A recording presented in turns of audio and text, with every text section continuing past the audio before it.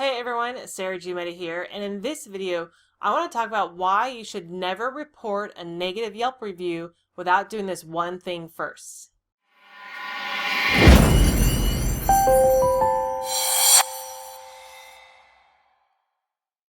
Now I get it. Yelp is a love-hate relationship for every small business owner.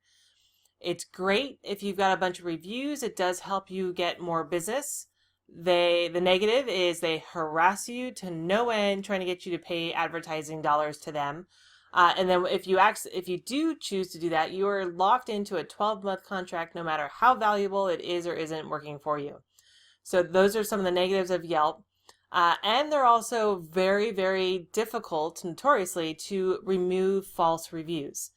So if you get a false review, before you flag it and report it to them to try and get it removed, don't knee jerk as soon as it happens, click that and report it, because they will refuse.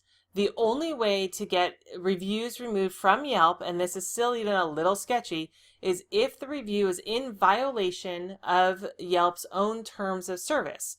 So the one thing you need to do before you complain about any reviews on Yelp is go read Yelp's terms of service and determine if any of those apply to this negative review.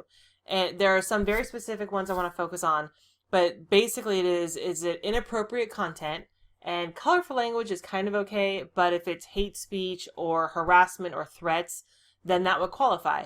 If it's a conflict of interest, the most famous one is your competitor or a former employee who's mad at you because you fired them are giving you a negative review.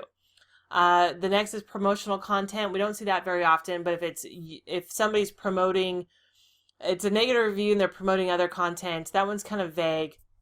The relevance one is the most vague one, because if you can't prove it's not relevant, and I've even proven that somebody's not a customer of the business, and they're still like, well, that's not really relevant, because they don't care. All they care about is it a violation of terms of service or not.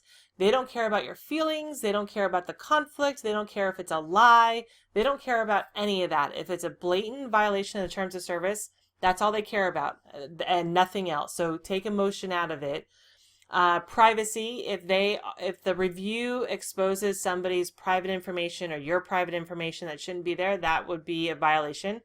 If it's exposing intellectual property, which we don't typically see that in the reviews either, or demanding payment. It's one thing for somebody to say, hey, I had a horrible experience, I would love to have my $100 back. But if they're demanding more money than that and it goes into harassing, that could be a questionable thing too. So when you get a negative review on Yelp, pause, breathe. It's not the end of the world. And compare it to the terms of service.